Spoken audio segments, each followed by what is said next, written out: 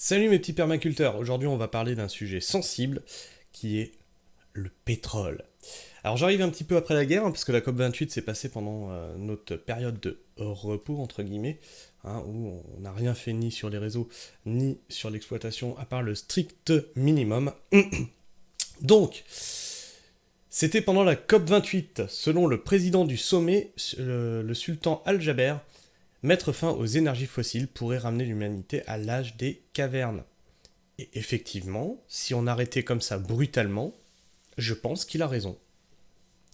Et c'est pour ça qu'il faudrait commencer à entamer une véritable décroissance, on l'a vu dans une précédente vidéo, on autorise à nouveau des puits de pétrole à Arcachon, etc., etc. On ne va pas vers ce sens-là et on va, je pense, consommer tout jusqu'à la dernière goutte et puis à la fin, faudra faire un sevrage qui sera brutal et qui va nous mener à l'âge des cavernes. Il a tenu ses propos lors d'un événement en ligne organisé par l'initiative She Change Climate. Notez l'accent, il est génial. Selon une vidéo diffusée par le Guardian, des propos qui ressurgissent et font tâche. Le président émirati de la COP28, Sultan Al-Jaber, a mis en doute la nécessité de sortir des énergies fossiles pour limiter le réchauffement climatique à 1,5 degré. Non mais là déjà, de toute façon, dans une boucle de rétroaction, on est déjà foutu. Voilà, j'espère que je vous mine pas trop le moral. Lors d'un échange tendu en novembre avec l'ancienne présidente irlandaise Mary Robinson, rapporté par le Guardian, dimanche 3 décembre.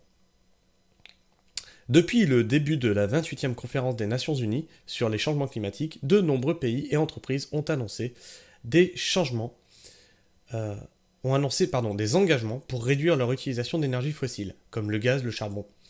Ces sources d'énergie émettent des gaz à effet de serre responsables de l'accélération du réchauffement climatique qui doivent être réduites pour limiter le réchauffement à moins de 1,5 degré, ou même 2 degrés d'ici à 2100. Et ça, c'est souvent remis en cause et la date est descendue. J'avais lu 2050 pour les 1,5. C'est demain. 2050, c'est demain. Parce que là, quand on vous dit 2100, en fait, le truc, c'est on est dans l'inaction, c'est plus notre problème, on sera plus là, tu vois. Voilà.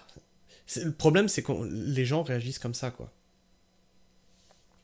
Montrez-moi la feuille de route d'une sortie des énergies fossiles qui soit compatible avec le développement socio-économique, sans renvoyer le monde à l'âge des cavernes. Écoute, Jean Covici, il n'y en a pas.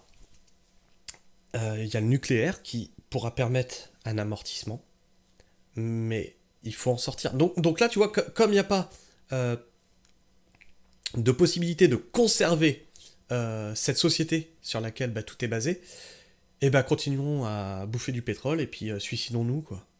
Suicidons-nous. C'est ouf, c'est ouf. A pourtant déclaré le sultan Al-Jaber. Lors d'un événement en ligne organisé le 21 novembre par l'initiative She Change the Climate, selon une vidéo diffusée par le Guardian, il répondait aux questions de Mary Robinson, mais on l'a déjà lu ça, ancienne haut-commissaire des Nations Unies aux droits de l'homme. Des propos à la limite du déni climatique. Je ne souscrirai en aucun cas à des discussions alarmistes, aucune étude scientifique, aucun scénario ne dit que la sortie des énergies fossiles nous permettra d'atteindre 1,5 degré, a poursuivi le président de la COP28. 1,5 degré, c'est mon étoile du Nord, et une réduction et une sortie des énergies fossiles sont selon moi inévitables. C'est lui qui dit ça. Et une réduction et une sortie des énergies fossiles sont... sortons des énergies fossiles. C'est essentiel. Ah oui, mais, le mais. Il faut être sérieux et pragmatique. Ces propos ont suscité un tollé des scientifiques interrogés par le Guardian qui ont dénoncé des commentaires incroyablement inquiétants, à la limite du déni climatique. Sultan Al-Jaber, qui est également directeur d'ADNOC, la compagnie pétrolière, la compagnie pétrolière nationale des Émirats Arabes Unis, s'en tient à la même ligne à chaque prise de parole depuis le mois de juin, à savoir que la réduction des fossiles est inévitable, mais qu'il faut d'abord construire le système énergétique de demain avant de débrancher le fossile. Je pense qu'il faudrait faire les deux en même temps.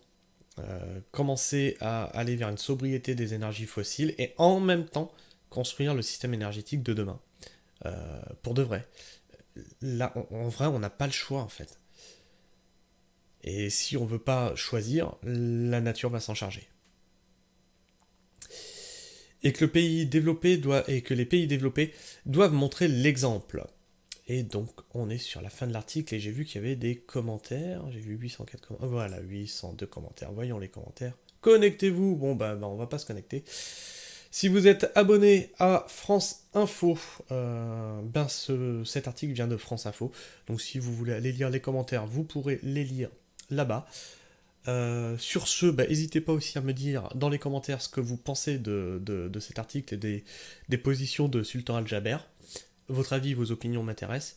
N'hésitez pas à liker ou à disliker, en suivant que vous aimez ou pas ce que je fais, ou que vous aimez ou pas ma personne.